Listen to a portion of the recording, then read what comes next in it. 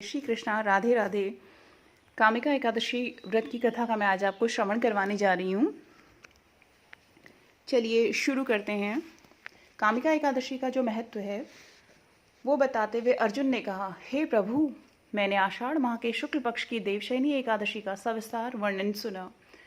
अब आप मुझे श्रावण माह की कृष्ण पक्ष की एकादशी की कथा सुनाने की कृपा करें। इस एकादशी का नाम क्या है, इसकी विधि क्या है, इसमें किस देवता का पूजन होता है, इसका उपवास करने से मनुष्य को किस फल की प्राप्ति होती है। भगवान श्री कृष्ण ने कहा, हे श्रेष्ठ धनुर्धर, मैं श्रावण माह की पवित्र एकादशी की कथा सुनाता हूँ, ध्यान पूर्वक श्रवण करो। एक बार इस एकादशी की पावन कथा को भीष्म पितामह ने लोकहित के लिए नारद जी से कहा था। एक समय नारद जी ने कहा, हे पितामह, आज मेरी श्रावण के कृष्ण पक्ष की एकादशी की कथा सुनने की इच्छा है, अतः आप इस एकादशी की व्रत कथा विधान के साथ में सुनाइए। नारद जी की इच्छा को सुन पितामह भीष्म ने कहा, हे नारद जी, आपने बहुत ही सुंदर प्रस्ताव किया है, अब आप बहुत ध्यानपूर्वक इसे श्रवण कीजिए। श्रावण माह की कृष्ण पक्ष की एकादशी का नाम कामिका एकादशी है। इस एकादशी की कथा सुनने मात्र से ही वाजपेय यज्ञ की फल की प्राप्ति होती है। कामिका एकादशी के उपवास में शंख चक्र गदाधारी भगवान श्री हरि का पूजन होता है। जो मनुष्य इस एकादशी को धूप दीप नैवेद्य आदि से भगवान श्री हरि की पूजा करते हैं, उन्हें गंगा स्नान के फल से भी उत्तम फल की प्राप्ति होती है। सूर्य ग्रहण और चंद्र ग्रहण में केदार और कुरुक्षेत्र में स्नान करने से जिस पुण्य की प्राप्ति होती है, वह पुण्य कामिका एकादशी के दिन भगवान विष्णु की भक्ति पूर्वक पूजा करने से प्राप्त हो जाता है। भगवान विष्णु की श्रावण माह में भक्ति पूर्वक पूजा करने का फल समुद्र और वन सहित पृथ्वी दान करने के फल से भी ज्यादा होता है। व्यतिपात में गंडकी नदी में स्नान करने से जो फल प्राप्त होता है, वह फल भगवान की पूजा करने से मिल जाता है। संसार में भगवान की पूजा का फल सबसे ज्यादा है, अतः भक्ति पूर्वक भगवान की पूजा न बन सके तो श्रावण माह के कृष्ण पक्ष की कामिका एकादशी का उपवास करना चाहिए। आभूषणों से युक्त बछड़ा सहित गौदान करने से जो फल प्राप्त होता है, वह फल कामिका एकादशी के उपवास से मिल जाता है। जो उत्तम द्विज श्रावण माह के कृष्ण पक्ष की कामिका एकादशी का उपवास करते हैं तथा भगवान विष्णु का पूजन करते हैं, उनसे सभी देव नाग किन्नर पितर आदि की पूजा हो जाती है। इसलिए पाप से डरने वाले व्यक्तियों को विधि विधान के सहित इस उपवास को अवश्य करना चाहिए। संसार सागर तथा पापों में फंसे हुए मनुष्यों को इनसे मुक्ति के लिए कामिका एकादशी का व्रत करना चाहिए। कामिका एकादशी के उपवास से भी पाप नष्ट हो जाते हैं। संसार में इससे अधिक पापों को नष्ट करने वाला और कोई उपाय नहीं है। हे नारद जी, स्वयं भगवान ने अपने मुख से कहा है कि मनुष्यों को अध्यात्म विद्या से जो फल प्राप्त होता है, उससे अधिक फल कामिका एकादशी का व्रत करने से मिल जाता है।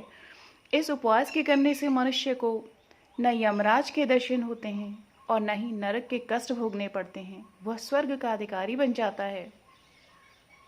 जो मनुष्य इस दिन तुलसी दल से भक्ति पूर्वक भगवान विष्णु का पूजन करते हैं, वह इस संसार सागर में रहते हुए भी इस प्रकार अलग रहते हैं, जिस प्रकार कमल पुष्प जल में रहता हुआ भी जल से अलग रहता है।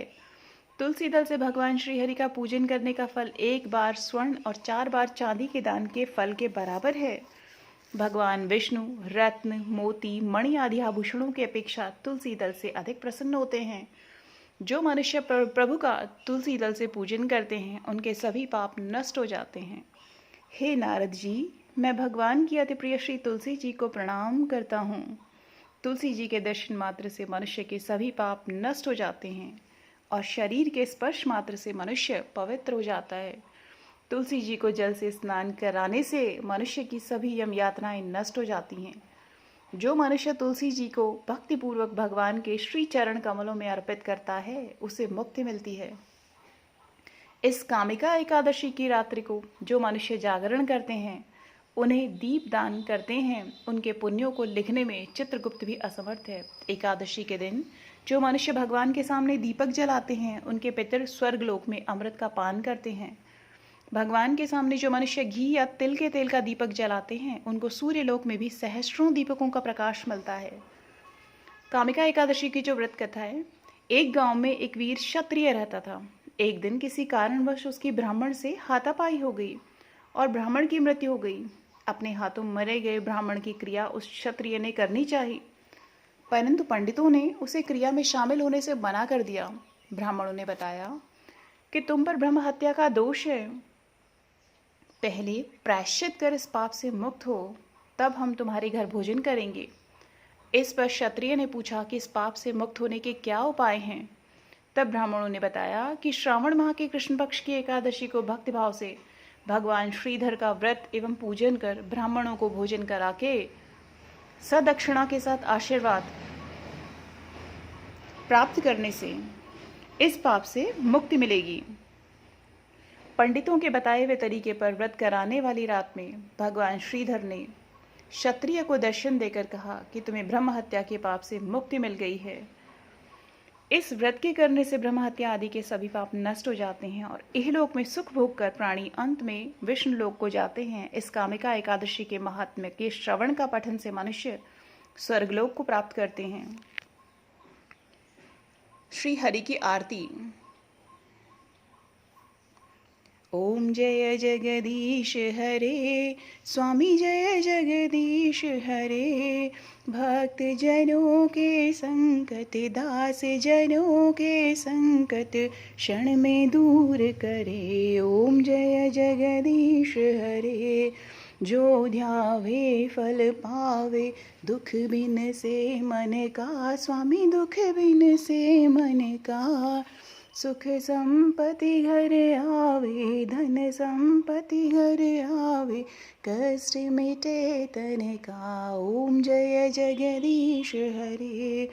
मात पिता तुम मेरे, शरण गहूँ मैं किसकी, स्वामी शरण गहूँ मैं किसकी। तुम बिन और न दूजा, प्रभु बिन और न दूजा, आस करूँ मैं जिसकी। ओम जय जगदीश हरे। तुम पूर्ण परमात्मा, तुम अंतर्यामी, स्वामी तुम अंतर्यामी।